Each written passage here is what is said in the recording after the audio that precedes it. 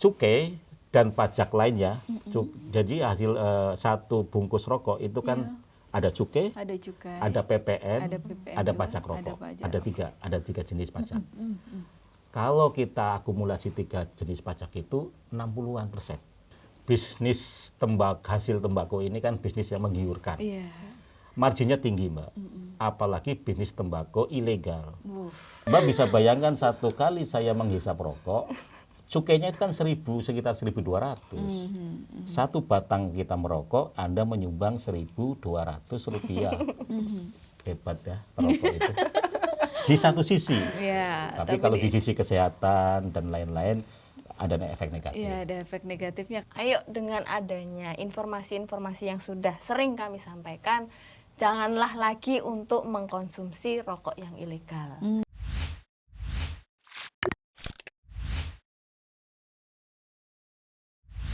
Assalamualaikum warahmatullahi wabarakatuh. Salam sejahtera, Om Swastiastu, Namo Buddhaya. Senang sekali saya, Mariana Riki, bisa menemani Anda kali ini dalam Sobat Expos Indonesia di mana saja Anda berada, bersama dengan Bea Cukai Surakarta bekerja sama dengan Pemkab Karanganyar. Nah, seperti beberapa waktu yang lalu, Solupas Media Group selalu bekerja sama untuk membagikan banyak informasi bersama dengan Bea Cukai Surakarta, dan ini merupakan bagian dari DBHCHT dari cukai begitu. Dan pada kesempatan kali ini sudah hadir di studio 2 orang narasumber dan kita akan ngobrol banyak, kita akan ngobrol lebih jauh agar pemirsa Sobat Expos di Indonesia bisa lebih memahami. Dan ada satu tema kali ini adalah evaluasi dan optimalisasi pendanaan DBHCHT dan rokok ilegal. DBHCHT, dana bagi hasil cukai hasil tembakau ya. Sekedar informasi untuk Sobat Expos Indonesia. Di sini sudah ada 2 narasumber, ada Pak Ismail Fahmi Arif dan Mbak Branti. Keduanya adalah dari bagian umum Bea Cukai Surakarta. Dan jangan lupa podcast ini dipersembahkan oleh Bea Cukai Surakarta bekerja sama dengan pemerintah Kabupaten Karanganyar. Baik, kita akan langsung menyapa 2 orang narasumber yang sudah hadir di studio. Halo Pak IF ya. Ive Ismail Fahmi. Nama kerennya. Dan Mbak Branti, selamat hari ini, selamat pagi aja deh, biar tetap semangat ya. Betul. Baik, bagaimana kabar hari ini? Luar biasa sehat, Mbak. Luar biasa sehat. Saya yang agak kurang sehat ya. My body not delicious. Mudah-mudahan segera sehat ya Pak. Tapi Amin. Ini sampai selesai insya Allah kuat ya Pak ya. Makanya pakai jaket. Nanti kalau nggak kuat kita ada peran pengganti nggak sih? Stamina kayaknya sih ada. Nah ini Pak Dion. Baik Pak, baik untuk Mbak Branti dan Pak IF ini aktivitas akhir-akhir ini sedang apa ini? Sibuk-sibuknya ngapain ini Pak? Kalau saya kemarin habis dari Surabaya nyusun kebutuhan anggaran kantor di 2026 dan 2027. Jadi Bea Cukai Surakarta ini kan total 155 pegawai. Berapa anggarannya untuk gaji, untuk tukin, untuk bayar mobil gitu, beli bensin dan seterusnya lah. Penyusunan nah, itu ya kita Pak susun kemarin, minggu kemarin di Surabaya. Kalau Mbak Branti ini kemana saja ini? Kalau saya bagian jaga kantor ya. Tapi memang Bea Cukai Surakarta sendiri khususnya tuh sering menjadi tempat jujukan gitu. Betul. Ya Pak. Jadi banyak sekali kantor-kantor lain ataupun pejabat-pejabat yang lain dari kantor-kantor Bea Cukai yang lain itu sering berkunjung ke kantor. Ada acara tuh seringnya pusatnya di Solo gitu. Luar biasa. Betul. Karena Solo terkenal. Wah, terkenal. Enak kulinernya. Dan murah. Murah. Itu betul Pak. Saya baru 5 bulan sudah naik 4 kilo. Wow, berat sebelumnya di mana nih Pak? Saya sebelumnya Cilacap. Oh, di Cilacap. Terus akhirnya ke sini. Ke sini baru 6 bulan lah. Betah, Pak? Sangat betah. Terbukti dengan peningkatan tadi, Pak. Naik 4 kilogram, kulinernya sampai enak. pensiun Oh, ya. pengennya di Solo. Iya. Baik, Pak. Pak Yaf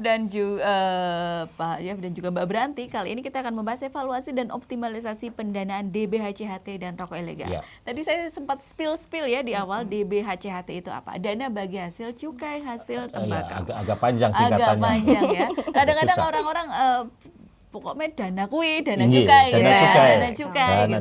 Nah, itu sebenarnya kalau ini kan dana cukai. Nah, cukai itu sebenarnya apa sih Pak? Dan ini kan Bapak Ibu ada di sini ini bea cukai. Bea dan cukai. Bea dan cukai. Nah, bea dan cukai. Kemudian ini kita ke cukai dulu karena kita bahasnya soal DBHCHT ya. Apa itu Pak cukai?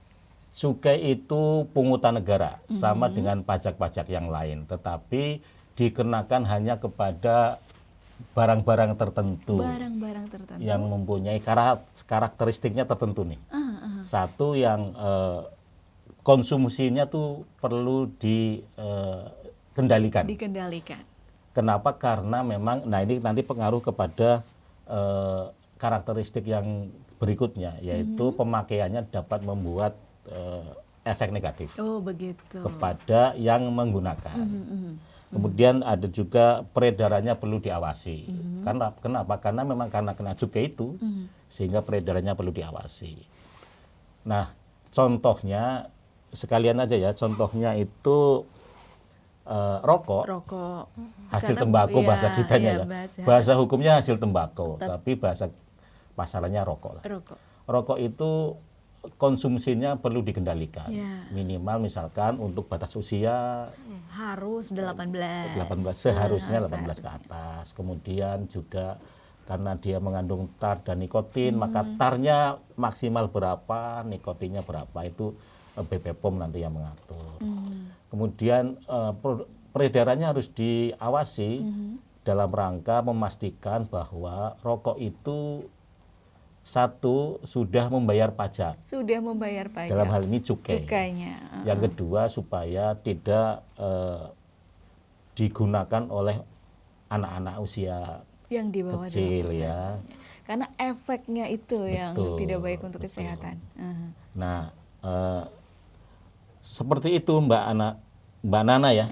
Seperti itu. Jadi ada sekitar 3 karakteristik yang membuat sebuah barang itu dikenakan cukai. Selain rokok ada lagi Pak? Selain rokok itu sekarang ada 3 ya. Satu cukai rokok. Kemudian yang kedua ada etil alkohol. Bahasa gampangnya alkohol. Minuman atau semuanya? Alkoholnya sendiri. Alkohol yang dipakai untuk banyak hal, bisa untuk kosmetik, tapi terutama untuk obat-obatan ya. Itu. Kemudian yang ketiga itu minuman mengandung etil alkohol atau bahasa kerennya itu minuman keras. Miras. Iya, baik. Miras. Berarti tadi ada 3 ya. Tapi di sini DBHCHT itu kaitannya dengan hasil tembakau yaitu rokok. Ini vape itu juga termasuk bukan ya? Termasuk dari hasil tembakau. Hasil tembakau, baik. Nah, untuk tadi cukai ini dipungut oleh bea dan cukai. Itu termasuk fungsi dari bea cukai. Kalau di memungut cukai ini termasuk fungsi bea cukai yang bagian apa sih Pak? Fungsi bea cukai kan ada 4. Revenue collector, artinya pemungut penerimaan negara. Kemudian juga ada community protector, pelindung masyarakat dari hal-hal yang tidak yang negatif. Yang ketiga trade facilitator, ya memfasilitasi perdagangan internasional gitu, bagaimana UMKM kita bisa ekspor, kita fasilitasi. Yang keempat itu industrial assistant, jadi kita melakukan asistensi misalkan tentang pembukuan, bagaimana efisiensi dalam produksi dan sebagainya. Nah, terkait dengan hasil tembakau ini, itu kita ada 2 fungsi. Satu sebagai pengoleksi penerimaan negara, pengumpul penerimaan negara. Tahun 2025 ini total untuk cukai hasil tembakau itu 230 triliun. 230 sangat triliun. Tinggi ya untuk ukuran kita orang awam. Triliun. Jangankan triliun ya, 230 juta aja udah gede. Iya. Nah, itu triliun. Nggak tahu dikali 1000 kalinya. Sejuta kali sejuta kalinya. Iya, T. Oh iya betul. Soalnya. Nah, itu terkait dengan fungsi penerimaan. Yang kedua, community protector. Jadi bagaimana dengan instrumen cukai ini kita bisa melindungi masyarakat dari konsumsi barang-barang yang mempunyai efek negatif tadi, supaya yang merokok juga bisa dibatasi, dikendalikan, yang minum minuman keras juga orang-orang tertentu di tempat-tempat tertentu gitu. Baik. Nah itu fungsinya. Jadi revenue collector dan community protector, keduanya saling mendukung begitu ya. Karena ini banyak sekali ya yang dihasilkan dari itu, ternyata banyak ya perokoknya. Kita sih sebut perokok itu pejuang APBN. Garda depan ya Pak. Garda depan. Saya kan perokok, jadi saya merasa pejuang APBN. Begitu Pak. Mbak bisa bayangkan satu kali saya menghisap rokok, cukainya itu kan sekitar 1.200. Satu batang kita merokok, Anda menyumbang 1.200 rupiah. Hebat ya perokok itu. Di satu sisi. Tapi kalau di sisi kesehatan dan lain-lain, ada efek negatif. Iya, ada efek negatifnya karena memang dari asapnya itu tidak baik untuk kesehatan. Baik, kalau soal tadi sudah disinggung sedikit di awal, DBHCHT, berarti dana bagi hasil cukai hasil tembakau, itu diambilkan dari penerimaan negara dari cukai sekitar hampir 230 triliun. Nah, ini kenapa sih DBHCHT ini penting? Karena kan ini semuanya DBHCHT ini kembalinya ke masyarakat lagi. Ini ke Mbak Branti dulu ya Pak. Iya Pak. Baik, DBHCHT ini kenapa penting buat masyarakat dan mengapa ada DBHCHT ini Mbak Branti? Tadi kan sempat disinggung bahwa DBHCHT itu kan penerimaan negara gitu ya Mbak ya. Penerimaan negara yang asalnya khusus nih spesifik dari mana sih? Dari cukai hasil tembakau khususnya spesifik. Nah, kenapa kok dia jadi penting sekarang? Apa-apa dikit kok digaungkannya DBHCHT gitu. Kenapa? Karena sebenarnya ini penerimaan negara yang dikumpulin yang nantinya dialokasikan atau dikembalikan lagi ke pemerintah sendiri. Pemerintah sendiri itu yang dimaksud tuh pemerintah baik provinsi maupun daerah. Daerah itu kan bisa pemerintah kota maupun kabupaten ya. Terutama yang dia menjadi penghasil tembakau itu sendiri. Nah, kenapa kok bisa? Jadi artinya pemerintah-pemerintah yang sudah berkontribusi untuk memperoleh penerimaan negara di bidang cukai ini tadi juga akan mendapatkan manfaatnya balik gitu. Lagi. Betul, kembali ke pemerintah itu sendiri. Nah, artinya si pemerintah kota ataupun kabupaten ini yang mendapat alokasi DBHCHT ini diberikan apa ya istilahnya, diberikan kepercayaan untuk bisa memanage si DBHCHT ini sesuai dengan ketentuan yang sudah diatur terkait DBHCHT itu. Ini kalau DBHCHT tadi kan total revenue dari cukai hampir 230 T. 3%. 3% dari total realisasi. Kalau 230 itu kan targetnya. Berapa 3%-nya? Dari nanti di akhir Desember kita punya realisasi. Misalkan dari 230 realisasinya 235 misalkan, atau lebih dari 110%, maka 3% dari 235 triliun tetap tadi. Banyak, Pak. Ya sekitar 9 triliun. 8-9 triliun. Itu dibagi ke semua kabupaten kota yang menjadi provinsi. Provinsi. Jadi mekanismenya kan pertama dari pemerintah pusat 3% itu dibagi ke provinsi di seluruh Indonesia. Mbak Nana, berapa jumlah provinsi kita sekarang? 30 berapa ya Pak? Tadi kemarin tambah lagi tuh Pak. 34. Pak yang tambah lagi terakhir. 34 benar ya? Saya juga. Tapi itu kemarin tambah lagi sih Pak. Tambah lagi ya. Jadi artinya memang ini dibagi provinsi. Nanti provinsi yang akan membagi ke kabupaten kota. Contoh nih Jawa Tengah ya, kan kita di Jawa Tengah. Pak Gubernur Jateng itu dapat 1,4 T tahun ini. Kemudian Pak Gubernur membagikan. Tinggi ya. Karena memang penghasil. Tapi masih lebih tinggi lagi Jawa Timur. Masih lebih tinggi Jawa Timur. Nah, Pak Gubernur Jateng itu bikin keputusan nih. Dari 1,4 T dibagi kemana saja, itu ada 4 variabel. Satu, kabupaten kota yang ada pabriknya dan ada petani tembakau. Ada pabrik dan petani ada pabrik, tembakau. Ada petani tembakau.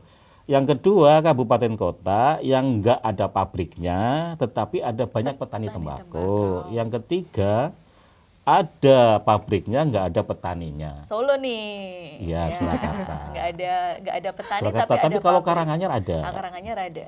Yang keempat nih yang agak-agak gimana ya, sudah nggak ada pabriknya, tapi juga nggak ada petaninya, tetap dapat. Tetap dapat. Oh. Contoh nih, Solo itu dapat 16 M, kemudian Karanganyar 20 M. Kudus kan ada Jarum di sana, nggak boleh ngomong merek ya. Ada pabrik gede di sana, itu sampai 268 M. Oh, berarti memang dilihat dari variabel tadi pabrik dan petaninya. Kalau provinsi sekitar 390 M. Kalau provinsi kan untuk seluruh semuanya, Jawa Tengah ya, jadi makanya gede. Nah begitu Mbak Nana mekanismenya. Jadi memang anggaran ini luar biasa besar ya. Betul, dan ada mekanisme tertentu. Ini pembagiannya seperti apa ini? Untuk ini, untuk itu, kayak gitu. Mbak Branti? Boleh. Jadi kalau DBHJT sendiri tuh pada umumnya terbagi untuk 3 bidang besar ya Mbak ya. Jadi kalau berdasarkan ketentuannya Peraturan Menteri Keuangan yang tahun 2024 kemarin itu, jadi dia disampaikan kalau si DBHJT ini terbagi atas 3 kelompok besar untuk penggunaannya ya, alokasinya ya. Pertama yang jelas untuk fokus utamanya untuk kesejahteraan masyarakat nih. Dia besarannya 50% dari yang didapat si pemerintah itu sendiri. Terus yang selanjutnya dia untuk kesehatan juga. Kesehatan itu sebesar 40%, termasuk yang terakhir adalah penegakan hukum atau salah satunya yang kita lakukan ini adalah bagian dari bidang penegakan hukum. Nah, itu ada sosialisasi bagaimana masyarakat mengerti apa DBHJT dan juga bagaimana biar DBHJT-nya optimal begitu ya. Kalau untuk kesejahteraan masyarakat apa saja ini? Kalau kesejahteraan masyarakat itu macam-macam ya Mbak ya, biar bisa yang intinya kan pertama dari sisi tadi kan disinggung Bapak bahwa ada pabrik dan juga dari petani. Nah, otomatis kan terkait dengan petani kan biasanya gimana sih caranya petani itu bisa menghasilkan hasil tembakau yang optimal. Mulai dari pelatihannya, pemilihan bibit tembakau, sarana prasarana pendukungnya, terus pokoknya yang bisa cara mereka untuk menangani hasil panennya seperti itu. Nah, intinya mendorong si petani ini biar gimana caranya sih bisa lebih optimal hasilnya. Itu salah satunya. Kalau yang ditunggu-tunggu itu oleh petani, oleh buruh pabrik itu BLT. BLT, bantuan langsung tunai ya. Bantuan langsung telas. langsung telas, hanya sangat bermanfaat. Ini biasanya yang pabrik rokok itu ya, pegawai buruhnya, karyawannya itu dia dapat bantuan langsung tunai dari dana bagi hasil tadi. Ini masuk ke kesejahteraan. Kalau di Karanganyar nih saya kebetulan dapat ini nih laporan realisasi nih misalkan untuk bidang peningkatan kualitas bahan baku tembakau itu pelatihan Mbak, pelatihan pasca panen bagaimana setelah tembakau itu dipetik oleh buruh, pasca panennya itu bagaimana supaya tetap mutunya baik. Iya, nggak rusak, nggak bau, nggak berjamur. Ada juga untuk pemilihan bibit. Maaf nanti.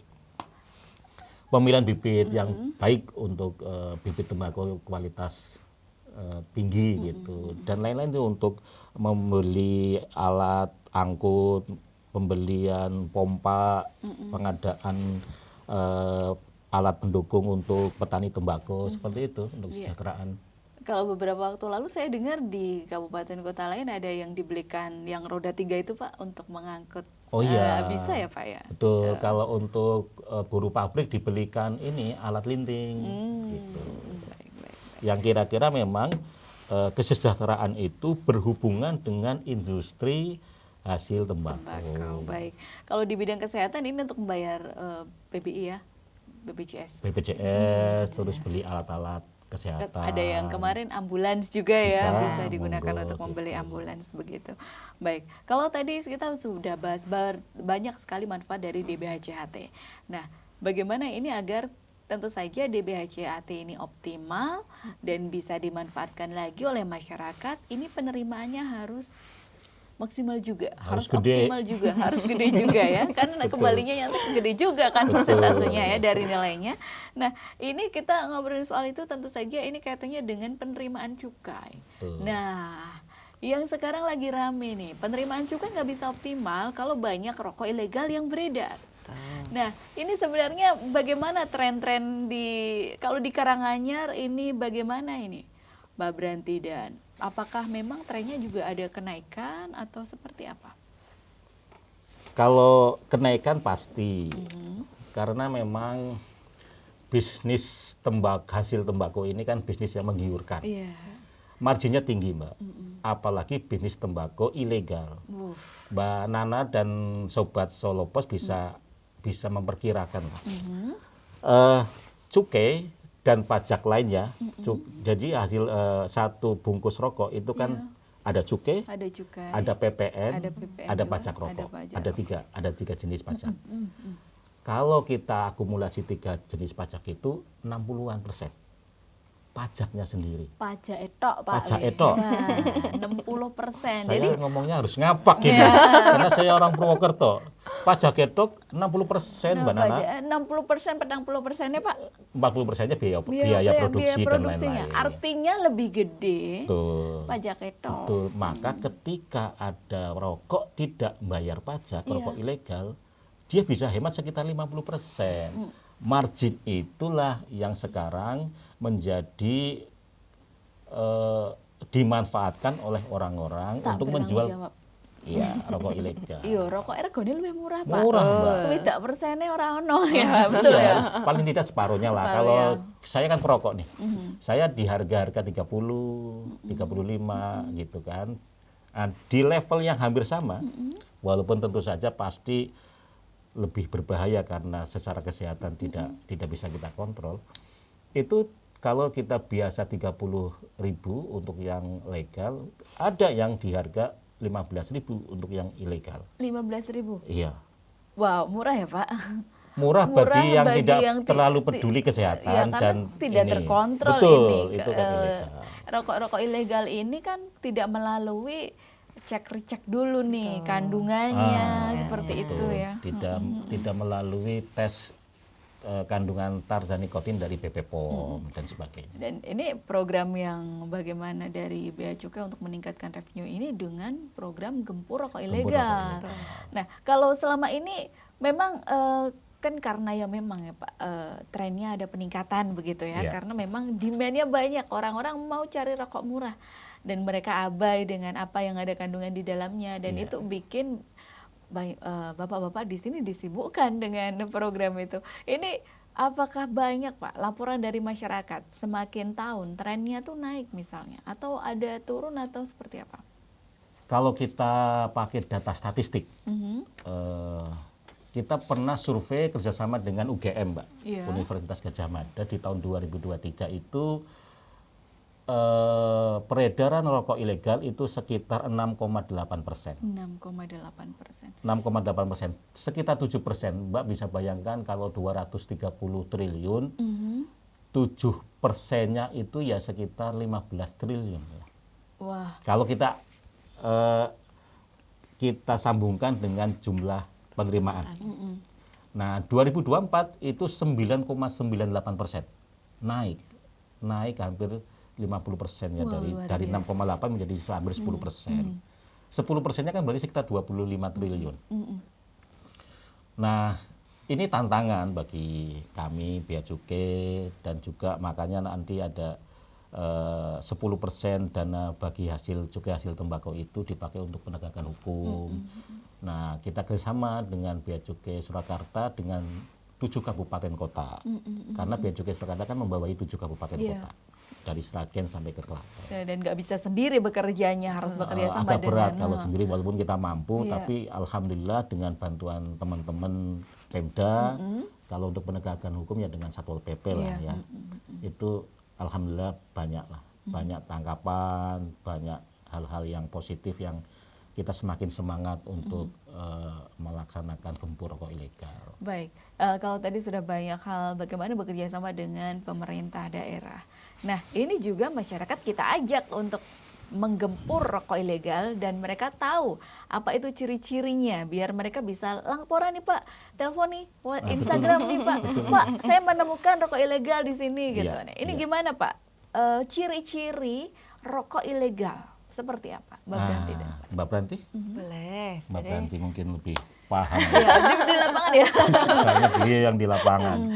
Kadang tuh gini ya Mbak, orang tuh antara tadi yang sempat Mbak singgung, antara mereka tuh sebenarnya sudah tahu atau memang masa bodoh gitu kan. Masa bodoh artinya dalam artian ya saya pengennya ngebul gitu kan. Saya pengennya perokok, yang penting saya bisa ngerokok, harganya berapapun, kandungannya apapun, saya masa bodoh gitu. Itu terutama biasanya akhir bulan. Kalau dompet sudah tipis, wah mahal ini. Yang kemarin viral-viral di medsos tuh semakin tanggal tua semakin aneh-aneh merek rokokmu ya. Karena memang betul. Yang ilegal itu rokoknya merek-mereknya plesetan-plesetan gitu. Plesetan-plesetan dari agak pabrikan mirip besar. yang terkenal iya, gitu. Betul. Gitu. Itu kalau dari sisi konsumen ya kita. Cuman nggak sedikit juga ternyata kalau kita turun di masyarakat itu penjualnya sendiri pun kadang-kadang nggak bisa bedain Mbak, mana rokok yang legal sama yang ilegal tuh kayak apa sih. Jadi kadang kita dari Bea Cukai sendiri tuh sering turun tuh justru langsung ke pedagang-pedagang yang toko-toko kecil gitu. Berarti mereka memang ditawari mau nggak jualan ini gitu. Seringnya begitu. Dan mereka juga nggak tabu ini ada cukai atau enggak, atau mungkin ada cukai yang mungkin palsu seperti itu. Kadang mereka kalau ditanyain kok akhirnya jualan yang ini Bu, Pak, padahal kan ini tidak diperbolehkan misalkan seperti itu ya kalau bahasanya. Itu dia bilang yang penting untung. Jadi pasti faktor lumayan betul. Lumayan bisa tinggal kelaan lagi begitu. Karena memang masyarakat harus tahu bahwa rokok ilegal itu ada 4. Satu polos. Polosan. Polos itu artinya blas potong-potong jadi kemasannya itu bagus tapi sama sekali tidak ada pita cukainya. Itu benar-benar polos. Nah, yang kedua bekas. Artinya kemasannya bagus tapi pitanya bekas. Kok bisa bekas ya Mbak Nana? Misalkan ini ini Pak. Digledeki pelan-pelan, nanti dikumpulkan, dijual. Dipakai sama orang-orang biasanya lumayan Mbak, karena bekas. Jadi kayak perangko bekas lah. Iya, karena memang kan ada perangko juga yang pedagang rokok yang dia ngecer ya. Betul. Kan apa tuh wadahnya masih utuh ya, dikeladai alun-alun ditolak. Iya. Saya dulu enggak jadi. Ketemu Pak? Enggak, maksudnya dulu zaman kuliah kan banyak di antara teman-teman kita kan namanya juga anak mahasiswa ya. Ya perangko-perangko kan dikeledai pelan-pelan gitu. Ya sampai sini saja.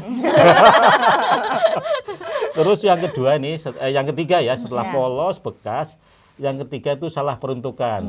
Misalkan gini Mbak Nana, nah mungkin Sobat Solo Pos di lapangan nih, ada di pasar rokoknya mesin Mbak, filter, pita cukainya yang tangan. Jadi rokok itu kan ada yang dibuat dengan tangan, linting atau mesin. Nah, linting dengan tangan itu bahasa hukumnya SKT, sigaret kretek tangan. Itu tarif cukainya rendah. Karena melibatkan manusia, karena padat karya. Buruh-buruhnya tenaga kerjanya sangat tinggi. Nah, sedangkan mesin cukup operator sama bagian penerima hasil itu per menit bisa ratusan ribu batang. Itu cukainya bisa sampai 3 sampai 4 kali lipat dari yang SKT. Bagaimana caranya yang salah peruntukan itu?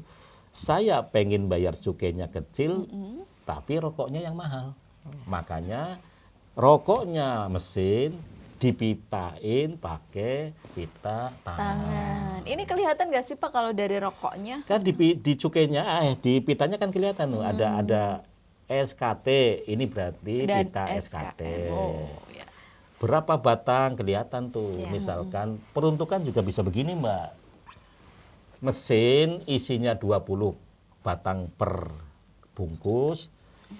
Pita yang dilengketkan itu yang untuk 12 batang. Lebih murah ya kalau begitu? Iya dong, lebih murah karena kan cukai per batang. Nah, itu yang ketiga. Ciri keempat dari rokok ilegal itu salah personalisasi. Di pita cukai Mbak Nana dan Sobat Solo Pos itu ada sekitar 8 atau 10 digit ya. Yang kode personalisasi, kode perusahaan. Nah, banyak perusahaan yang beli pita dari perusahaan lain, dilekatkan di produknya dia. Mungkin pas lagi permintaan banyak ya, pitanya kok habis gitu ya. Template ya, beli dari pabrik lain yang nggak laku. Nah, gitu. Itu ada 4 Mbak Nana. Baik, kalau tadi ada banyak sekali, kalau sebenarnya kalau dari yang salah peruntukan tadi Pak, yang 12 dan 20 ini kelihatan ya. Bata yang untuk 20 kan biasanya gede tuh, karena 20 ya isinya, 12 kan kecil. Nah, masyarakat bisa sebenarnya mereka biar bisa tahu seperti itu, apakah informasi ini tersebar di internet itu biar masyarakat bisa mengenali? Oh, kalau itu sih gampang, karena di pita cukainya juga informasi itu ada. Ya. Oh, begitu. Jadi di pita cukai itu, saya nggak bawa contoh ya. Di pita cukai itu ada nama pabriknya dalam bentuk kode personalisasi. Yang kedua ada jenis rokoknya, dia apakah SKT tangan atau SKM mesin. Apakah kemudian isinya berapa batang juga. Ada yang isi 12, isi 20, dan ada juga tanda pengaman supaya bisa dilihat bahwa ini pitanya asli, kayak seperti uang lah, ada kode-kode pengaman gitu Mbak Nana. Baik. Jadi masyarakat sebetulnya secara kasat mata bisa melihat bahwa oh ini salah nih. Isinya 20, sebungkus isi 20, tapi kok pitanya 12. Gitu. Oh, berarti tidak sesuai. Laporkan ke Mbak Branti. Ya, cocok nih Mbak. Mbak, ini Rano cocok Mbak. Siap meluncur gitu Mbak Branti ke sana sama suaminya.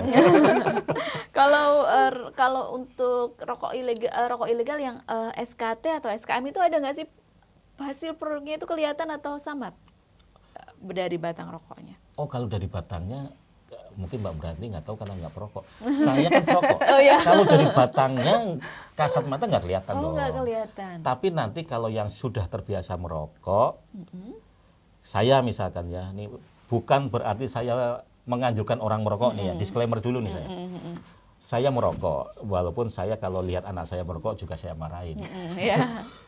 Kalau dari sisi fisik tidak kelihatan, dari sisi kasat mata. Tapi kalau saya rasa, saya pribadi kalau merokok yang ilegal pasti batuk. Oh. Batuk gitu.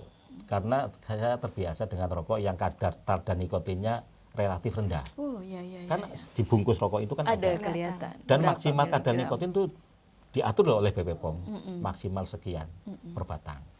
Nah, kalau rokok ilegal kan tidak kita tidak tahu kandungan, tidak melalui pemeriksaan, tidak melalui proses tertentu sampai kemudian selesai, tidak melalui quality control gitu, kasih penting produksi baru didol laku sugih gitu. Nah, kalau dari fisik memang nggak kelihatan, tapi kalau bagi perokok yang sudah terbiasa merokok legal, kalau berpindah ke ilegal pasti ada sesuatu lah. Oh, ini ilegal ini. Iya, dulu saya kalau orang perokok pasti tahu Pak, kalau enggak kan enggak tahu itu Pak. Dan sekarang katanya ada rokok rasa-rasa itu udah bisa di customize. Betul. Mau rasa durian, dan itu juga semprotnya nggak jelas pakai apa gitu ya Pak ya. Kalau yang legal ada. Iya, pasti kan harus ada aturan. Tapi kalau yang ilegal kan iso pakai zat esen yang sebetulnya tidak untuk makanan bisa jadi, itu yang berbahaya. Ya, itu juga berbahaya. Termasuk pewarna untuk kain dipakai untuk pewarna untuk rokok bisa. Yang penting wangi, yang bunyi sesuai itu, dan ini nggak lewat quality control ya, akhirnya juga berbahaya juga. Sangat berbahaya. Cuma memang masalahnya berbahayanya itu nanti mungkin setahun 2 tahun. Pada saat kita rokok paling batuk. Oh, ini beda rasanya. Tetap lah, oke ya. Tapi murah ya. Oh iya, betul. Yang penting kan ngebul ya. Nah, itu memang tantangan kita ya, berarti Bea Cukai bahwa sebetulnya tantangan paling utama ya karena margin ada gap harga yang agak lebar antara legal sama ilegal. Baik. Tapi kan ini tukune ya delian toh Pak. Iya. Karena kan peredarannya kan juga sangat diawasi karena ini ilegal. Berarti Betul. ilegal kan artinya di bawah permukaan. Iya, kalau Solo Raya ini kan sebetulnya bukan daerah produksi ilegal ya. Daerah transit. Daerah transit. Oh, karena gitu. Biasanya rokok ilegal itu kan nanti ke daerah-daerah yang memang kita itu susah mengawasi. Di daerah Pinggiran. luar Jawa misalkan, di daerah perkebunan, pantai dan lain-lain yang wilayahnya sangat luas, sementara kami dan teman-teman Satpol PP jangkauannya SDM-nya terbatas, dananya juga terbatas. Baik. Terus tadi kaitannya dengan DBHCHT, ini kan tadi sosialisasi ini juga merupakan bagian dari DBHCHT untuk penegakan hukum. Betul, edukasi. Kalau kolaborasi dengan kegiatan lainnya bersama dengan Pemkab Karanganyar apa saja nih Pak? Atau Mbak Beranti? Mbak Beranti atau saya nih? Boleh. Kalau saya beberapa kali kita podcast. Jadi sosialisasi ini bagian dari penegakan hukum yang 10% tadi ya Mbak ya. Jadi podcast, kemudian dengan media radio, kemudian tatap muka, dengan petani, dengan pemuda, dengan tokoh masyarakat, kita mencoba dengan ibu-ibu, the power of emak-emak. Iya, kita dimanfaatkan. Betul, kita perlu manfaatkan karena 90% pelaku industri hasil tembakau itu wanita loh Mbak. Dari mulai, coba lihat di lapangan. Pemetik tembakau perempuan. Buruh pelinting perempuan. Yang jual di pasar perempuan juga. Yang laki-laki paling bagian distribusi. Iya, betul. Sehingga the power of mak-mak itu betul-betul kita manfaatkan sebagai garda depan mengedukasi supaya untuk menghindari rokok ilegal, termasuk kepada suaminya. Pak, rokokmu ilegal lagi. Mereka kok aneh. Makanya buat ibu-ibu Sobat Solo Pos, mohon kalau suaminya merokok ilegal, kasih tahu Pak, saya nggak kepingin Bapak sakit. Bisa jadi tulisannya memang mereka kan rokok ilegal pasti mirip ya, dari segi ada tulisan tar berapa, nikotin berapa, tapi belum tentu sesuai. Karena tidak ada quality control. Betul, ya asal nyantumkan. Itu. Kalau yang kedua terkait dengan penegakan hukumnya langsung. Ini dengan teman-teman dari Satuan Polisi Pamong Praja. Jadi mereka melakukan penggalian informasi, kalau sudah fix dilaporkan ke kita, ke Bea Cukai untuk proses penindakan. Gitu. Mbak Beranti ngindik dulu Mbak kalau ada laporan penanganan orang ya Pak? Ya pasti. Pasti sudah ada. Sudah ada ya, berarti info masuk belum tentu langsung. Betul. Nah makanya kami betul-betul memohon dan meminta bantuan dari masyarakat ya, kalau ada informasi-informasi, telepon Mbak Beranti, ada nomor pengaduan di Bea Cukai, ada di website Bea Cukai juga. Gitu. Di Instagram juga ada ya, Bea Cukai Surakarta kalau nggak salah. Bea Cukai Surakarta. Langsung kalau misalnya menemukan, langsung DM aja nih, info Sherlock posisi langsung ya, tapi kita tidak langsung ke lapangan, cek dulu tenanan opora, misalnya tenanan langsung ke lokasi begitu. Baik, kalau tadi kan soal penegakan hukum, yang lain tadi untuk kesejahteraan masyarakat tadi sudah disebutkan beberapa, tapi boleh didetailkan lagi apa saja itu, Mbak Beranti? Kalau kesejahteraan masyarakat kan tadi fokusnya salah satunya juga BLT. Terkait dengan BLT ataupun peningkatan kualitas gitu ya, intinya terutama industri yang berkaitan dengan tembakau. Tapi ternyata kesejahteraan masyarakat ini juga DBHCHT itu berperan juga, terutama tidak hanya melulu berkaitan dengan hasil tembakau ya Mbak ya, tapi dia juga kalau kami lihat berdasarkan laporan yang sudah kami terima dari Kabupaten Karanganyar sendiri itu, dia itu juga dimanfaatkan untuk pemberdayaan industri terutama yang UMKM. Oh, UMKM. Jadi tujuannya ibaratnya DBHCHT ini dari hasil tembakau dari cukai, tapi juga bermanfaat untuk kegiatan yang lain gitu. Salah satu meskipun proporsinya mungkin tidak sebanyak untuk fokus yang hasil tembakau itu sendiri, betul. Nah, dia bisa melakukan apa ya? Gimana cara mungkin Pemkab Karanganyar itu berinisiatif untuk nggak cuma dari hasil tembakau aja nih, tapi aku juga ingin memberdayakan UMKM yang ada di tempatku biar gimana caranya bisa maju.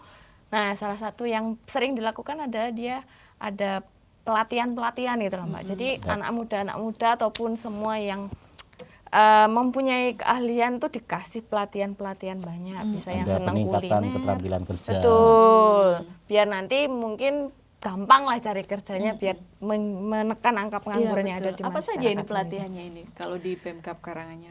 Kalau di Pemkab ini, saya bantu ya, Mbak Boleh, Bandi. mau nggak Bapak? Yang lebih komplit. Ini karena kebetulan kan saya memang bawa laporannya ini. Pelatihan kejuruan menjahit. Oh, Jadi ini untuk ibu-ibu mungkin ya ibu-ibu yang buruh linting itu kan juga kalau pas lagi nggak linting bisa menjahit gitu. Kemudian juga ada pelatihan tata boga. Tata boga memasak ini ya. Iya, barista itu bagaimana mengolah kopi menjadi kopi yang enak. Kemudian juga ada keterampilan teknik las, bagaimana mengelas yang bermutu. Ada juga nih barbershop dan sablon cetak ini otomotif. Oh, banyak sekali ya. Otomotif, menjahit, boga, sablon, barbershop, teknik kelas, barista. Nah, seperti ini. Jadi memang DBHCHT itu sangat bermanfaat kalau pengelolaan baik di pemerintah kabupaten dan juga asistensi dari kami itu disusun dengan baik, direncanakan dengan baik. Pelatihan-pelatihan ini juga bisa menciptakan lapangan kerja baru Betul. Karena kalau udah pelatihan barber ya bisa buka atau bekerja. Dia kan udah tersertifikasi bisa nyukur nih, barista. bisa dikerja di barbershop. Terus kalau barista juga bisa kerja di warung kopi yang lagi hits atau sekarang. bikin kafe sendiri. Bisa. Sekarang lagi tren itu kopi-kopi culture yang pakai keliling. Kalau tahu kayak gini saya daftar. Jadi pengen ya Pak. Barista. Karena memang semakin enak kopinya itu semakin rame. Loh, kopi yang baik kan bukan kopi yang digunting. Iya betul. Tapi kopi yang digiling. Digiling. Kopi yang digunting, kopi saset. Kopi yang digiling, barista. Ya, betul. Jadi di pinggir jalan sekarang banyak bisa jadi yang ada sekarang menjual pakai istilahnya Starling ya. Keliling-keliling itu adalah hasil dari pelatihan di BHCHT dan masyarakat juga bisa tahu, bisa mengakses informasi itu di Pemkab setempat ya, di Pemkab Karanganyar. Baik, setelah tadi ada untuk kesejahteraan masyarakat, terus untuk kesehatan tadi kan untuk pembayaran PBI JKN itu. Kalau di Karanganyar ada lagi kolaborasi yang lain yang dilakukan untuk pemanfaatan DBHCHT ini Pak Diaf dan Mbak Branti? Kalau untuk di Karanganyar ini edukasi kepada pelajar untuk bahaya merokok. Ini yang penting sekali. Dan memang baik kami maupun Pemkab Karanganyar itu agak fokus juga ke situ. Bagaimana pelajar-pelajar ya baik di tingkat SMP lah ya, SMP, SMA. Kalau mahasiswa kan sudah bisa mandiri dia. Pola pikirnya sudah bisa memilih sendiri. Tapi kalau SMP, SMA kan memang masih butuh bimbingan ya. Jadi ada edukasi dari Dinas Pendidikan, Dinas Kominfo, bekerjasama dengan Bea Cukai untuk edukasi bahaya merokok bagi pelajar. Seperti itu Mbak, begitu luasnya program-program yang bisa didanai oleh DBHCHT. Sehingga mudah-mudahan dana ini akan semakin besar di tahun-tahun depan. Bagaimana supaya besar? Jangan merokok rokok ilegal, sehingga penerimaan cukai semakin bisa naik. Bisa optimal begitu. Terus tadi ada kegiatan-kegiatan lain juga nggak selain itu Pak? Misalnya ada di bidang untuk pegiat budaya atau hal seperti itu sejenis? Kalau untuk budaya beberapa kali pelaksanaan sosialisasi dengan merangkul wayang orang. Bagaimana pentas seni wayang orang itu juga menyampaikan tema rokok ilegal. Bahkan sempat saya melihat itu teman saya ikut jadi pemain lakonnya karena iya. ingin menjurnalisasikan gempur rokok ilegal. Ternyata budayawan juga. Iya. Bisa melalui itu, Mbak, melalui kemarin saya itu di Pemkot Surakarta melaksanakan acara itu di gedung seni, di gedung seni. Kemudian juga di belakangnya diselingi dengan pentas keroncong gitu-gitu. Jadi terkait dengan budaya, bagaimana kita bersinergi menguri-uri budaya, termasuk pelaku budayanya, dengan mengajak mereka kolaborasi. Baik, terakhir ini Mbak Branti dan Pak Yap, bisa harapan dan pesan, bisa disampaikan harapan dan pesan kepada masyarakat terkait DBHCHT dan program gempur rokok ilegal. Ladies first. Silakan Mbak Branti. Kalau harapan terutama dari kami Bea Cukai sendiri sih, intinya berbagai banyak upaya sudah dilakukan dari Bea Cukai maupun pemerintah kota ataupun kabupaten setempat ya, untuk memberikan informasi, edukasi maupun segala macam terkait rokok ilegal itu seperti apa sih, seperti yang tadi sempat Mbak Nana singgung, ciri-cirinya seperti apa sempat kita bahas, termasuk juga bahaya mengkonsumsi. Jadi kalau kami harapannya ya, ayo dengan adanya informasi-informasi yang sudah sering kami sampaikan, janganlah lagi untuk mengkonsumsi rokok yang ilegal. Jadi karena manfaat juga akan kembali ke masyarakat lagi, terutama dari sisi penerimaan yang diperoleh. Nah, mungkin Bapak bisa menambahkan, Pak. Dari sisi penerimaan, bahwa negara ini, pemerintah Pak Prabowo ini memang sedang sangat giat melaksanakan program-program yang strategis, program-program yang memang sangat membutuhkan dana besar. Contoh makan bergizi gratis itu sampai hampir 300 triliun dalam 1 tahun. Kemudian pembelian alat senjata, alat pertahanan, karena sekarang lagi musim banyak perang kan ya Mbak.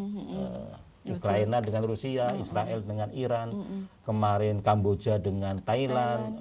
Indonesia harus punya persenjataan yang unggul sehingga dia bisa berwibawa di tengah negara-negara. Nah, itu butuh dana besar sekali.